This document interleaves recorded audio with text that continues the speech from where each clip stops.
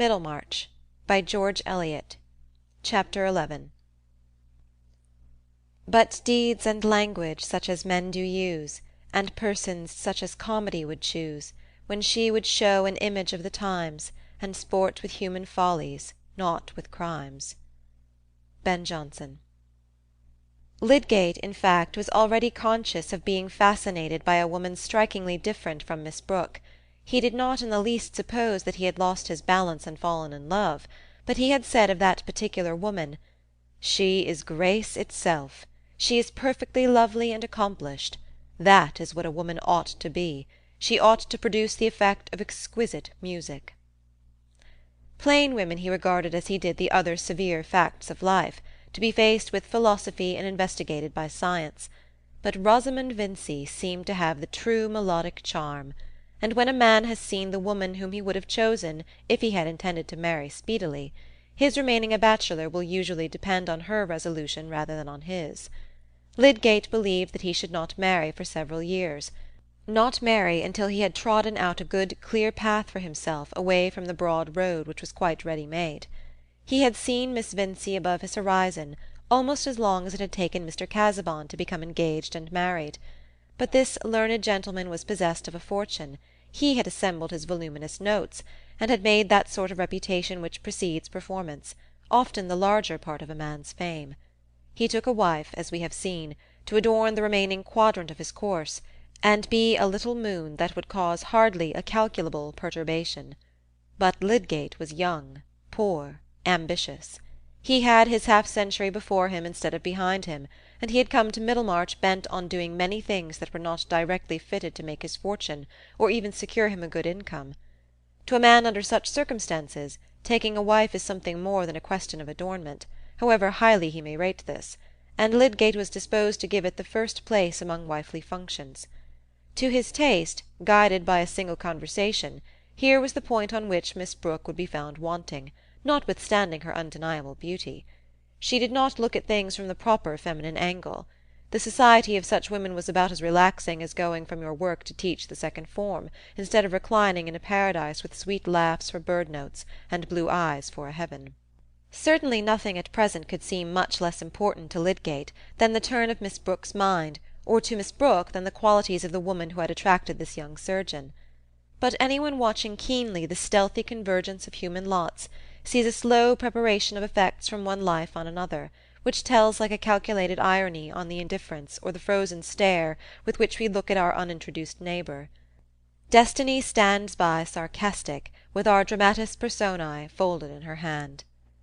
Old provincial society had its share of this subtle movement, had not only its striking downfalls, its brilliant young professional dandies, who ended by living up an entry with a drab and 6 children for their establishment, but also those less marked vicissitudes which are constantly shifting the boundaries of social intercourse, and begetting new consciousness of interdependence.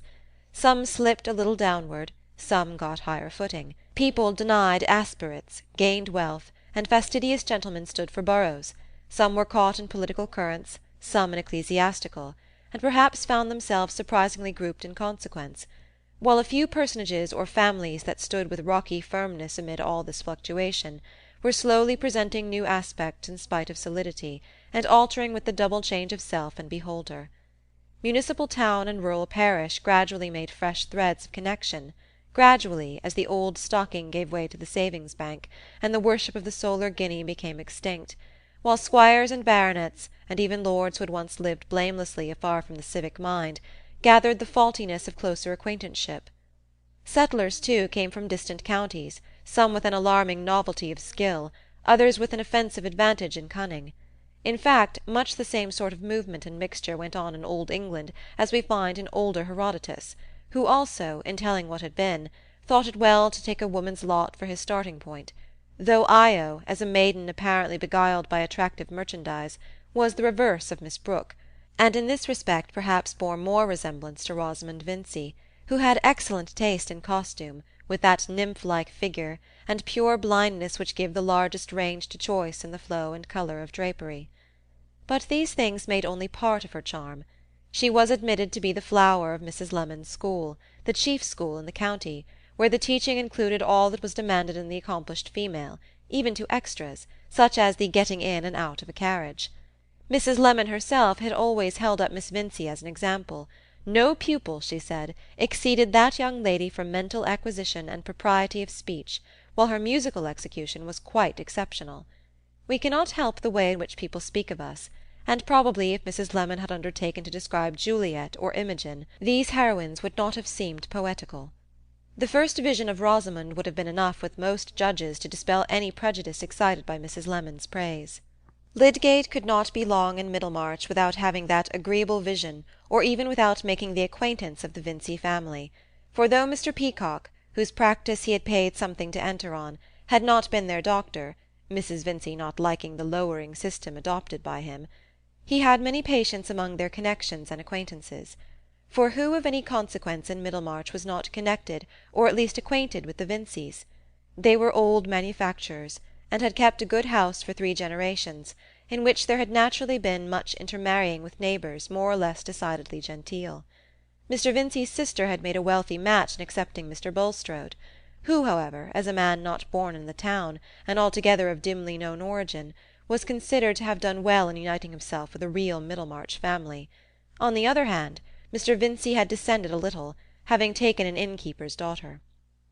But on this side, too, there was a cheering sense of money, for Mrs. Vincy's sister had been second wife to rich old Mr. Featherstone, and had died childless years ago, so that her nephews and nieces might be supposed to touch the affections of the widower. And it happened that Mr. Bulstrode and Mr. Featherstone, 2 of Peacock's most important patients, had, from different causes, given an especially good reception to his successor, who had raised some partisanship as well as discussion. Mr. Wrench, medical attendant to the Vincy family, very early had grounds for thinking lightly of Lydgate's professional discretion, and there was no report about him which was not retailed at the Vincys', where visitors were frequent. Mr. Vincy was more inclined to general good fellowship than to taking sides, but there was no need for him to be hasty in making any new man acquaintance. Rosamond silently wished that her father would invite Mr. Lydgate. She was tired of the faces and figures she had always been used to, the various irregular profiles and gaits and turns of phrase distinguishing those Middlemarch young men whom she had known as boys. She had been at school with girls of higher position, whose brothers, she had felt sure, it would have been possible for her to be more interested in than in these inevitable Middlemarch companions. But she would not have chosen to mention her wish to her father, and he, for his part, was in no hurry on the subject. An alderman about to be mayor must by and by enlarge his dinner parties, but at present there were plenty of guests at his well-spread table. That table often remained covered with the relics of the family breakfast long after Mr. Vincy had gone with his second son to the warehouse, and when Miss Morgan was already far on in morning lessons with the younger girls in the schoolroom. It awaited the family laggard, who found any sort of inconvenience, to others, less disagreeable than getting up when he was called. This was the case one morning of the October in which we have lately seen Mr. Casaubon visiting the Grange, and though the room was a little overheated with the fire, which had sent the spaniel panting to a remote corner, Rosamond, for some reason, continued to sit at her embroidery longer than usual, now and then giving herself a little shake, and laying her work on her knee to contemplate it, with an air of hesitating weariness.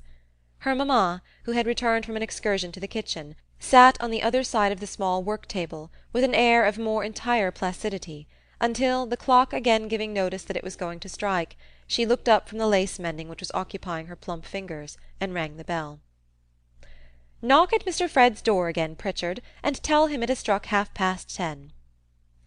This was said without any change in the radiant good humour of Mrs. Vincy's face, in which 45 years had delved neither angles nor parallels, and pushing back her pink cap-strings, she let her work rest on her lap, while she looked admiringly at her daughter. "Mamma," said Rosamond, "when Fred comes down, I wish you would not let him have red herrings. I cannot bear the smell of them all over the house at this hour of the morning."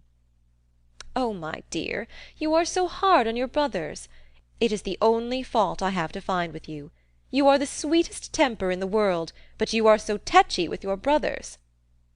"Not tetchy, mamma. You never hear me speak in an unladylike way." "Well, but you want to deny them things." "Brothers are so unpleasant." "Oh, my dear, you must allow for young men. Be thankful if they have good hearts. A woman must learn to put up with little things. You will be married some day." "Not to anyone who is like Fred." Don't decry your own brother, my dear. Few young men have less against them. Although he couldn't take his degree, I'm sure I can't understand why, for he seems to me most clever. And you know yourself he was thought equal to the best society at college. So particular as you are, my dear, I wonder you are not glad to have such a gentlemanly young man for a brother. You are always finding fault with Bob because he is not Fred." "Oh no, mamma, only because he is Bob." "Well, my dear, you will not find any Middlemarch young man who has not something against him." "But—" Here Rosamond's face broke into a smile, which suddenly revealed two dimples. She herself thought unfavourably of these dimples, and smiled little in general society. "But I shall not marry any Middlemarch young man." "So it seems, my love, for you have as good as refused the pick of them, and if there is better to be had, I'm sure there's no girl better deserves it." "Excuse me, mamma, I wish you would not say the pick of them."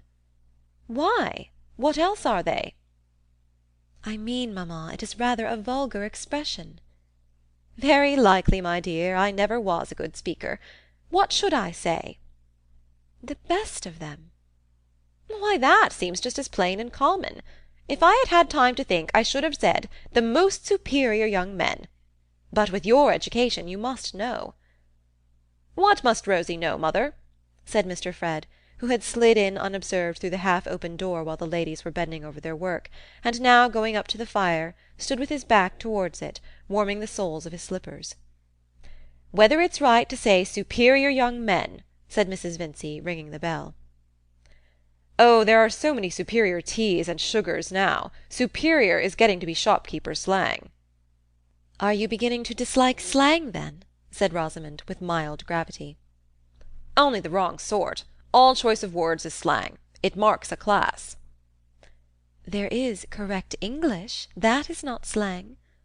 "I beg your pardon. Correct English is the slang of prigs who write history and essays, and the strongest slang of all is the slang of poets." "Oh, you will say anything, Fred, to gain your point." "Well, tell me whether it is slang or poetry to call an ox a leg-plater." "Of course, you can call it poetry if you like." "Ah, Miss Rosie, you don't know Homer from slang. I shall invent a new game. I shall write bits of slang and poetry on slips, and give them to you to separate." "Dear me, how amusing it is to hear young people talk," said Mrs. Vincy, with cheerful admiration. "Have you got nothing else for my breakfast, Pritchard?" said Fred, to the servant who brought in coffee and buttered toast, while he walked round the table surveying the ham, potted beef, and other cold remnants, with an air of silent rejection, and polite forbearance from signs of disgust. "Should you like eggs, sir?" "Eggs? No. Bring me a grilled bone." "Really, Fred," said Rosamond, when the servant had left the room, "if you must have hot things for breakfast, I wish you would come down earlier. You can get up at 6 o'clock to go out hunting. I cannot understand why you find it so difficult to get up on other mornings." "That is your want of understanding, Rosie. I can get up to go hunting, because I like it." "What would you think of me if I came down 2 hours after everyone else, and ordered grilled bone?" "I should think you were an uncommonly fast young lady," said Fred, eating his toast with the utmost composure. "I cannot see why brothers are to make themselves disagreeable any more than sisters." "I don't make myself disagreeable. It is you who find me so. Disagreeable is a word that describes your feelings, and not my actions." "I think it describes the smell of grilled bone." "Not at all. It describes a sensation in your little nose associated with certain finicking notions which are the classics of Mrs. Lemon's school. Look at my mother. You don't see her objecting to everything except what she does herself. She is my notion of a pleasant woman." "Bless you both, my dears, and don't quarrel," said Mrs. Vincy, with motherly cordiality. "Come, Fred, tell us all about the new doctor. How is your uncle pleased with him?" "Pretty well, I think. He asks Lydgate all sorts of questions, and then screws up his face while he hears the answers, as if they were pinching his toes. That's his way. Ah, here comes my grilled bone." "But how came you to stay out so late, my dear? You only said you were going to your uncle's." "Oh, I dined at Plymdale's. We had whist. Lydgate was there too." "And what do you think of him? He is very gentlemanly, I suppose. They say he is of excellent family, his relations quite county people." "Yes," said Fred. "There was a Lydgate at John's who spent no end of money. I find this man is a second cousin of his, but rich men may have very poor devils for second cousins." "It always makes a difference, though, to be of good family," said Rosamond, with a tone of decision which showed that she had thought on this subject. Rosamond felt that she might have been happier if she had not been the daughter of a Middlemarch manufacturer. She disliked anything which reminded her that her mother's father had been an innkeeper. Certainly anyone remembering the fact might think that Mrs. Vincy had the air of a very handsome, good-humoured landlady, accustomed to the most capricious orders of gentlemen. "I thought it was odd his name was Tertius," said the bright-faced matron. "But of course it's a name in the family. But now tell us exactly what sort of man he is." "Oh, tallish, dark, clever, talks well. Rather a prig, I think." "I never can make out what you mean by a prig," said Rosamond. "A fellow who wants to show that he has opinions." "Why, my dear, doctors must have opinions," said Mrs. Vincy. "What are they there for else?" "Yes, mother, the opinions they are paid for, but a prig is a fellow who is always making you a present of his opinions." "I suppose Mary Garth admires Mr. Lydgate," said Rosamond, not without a touch of innuendo. "Really, I can't say," said Fred, rather glumly, as he left the table and, taking up a novel which he had brought down with him, threw himself into an arm-chair. "If you are jealous of her, go oftener to Stone Court yourself and eclipse her." "I wish you would not be so vulgar, Fred. If you have finished, pray ring the bell." "It is true, though, what your brother says, Rosamond," Mrs. Vincy began when the servant had cleared the table. "It is 1,000 pities that you haven't the patience to go and see your uncle more, so proud of you as he is, and wanted you to live with him. There's no knowing what he might have done for you as well as for Fred. God knows I'm fond of having you at home with me, but I can part with my children for their good, and now it stands to reason that your uncle Featherstone will do something for Mary Garth." "Mary Garth can bear being at Stone Court, because she likes that better than being a governess," said Rosamond, folding up her work. "I would rather not have anything left to me if I must earn it by enduring much of my uncle's cough and his ugly relations." "He can't be long for this world, my dear. I wouldn't hasten his end. But what with asthma and that inward complaint, let us hope there is something better for him in another. And I have no ill will towards Mary Garth, but there's justice to be thought of.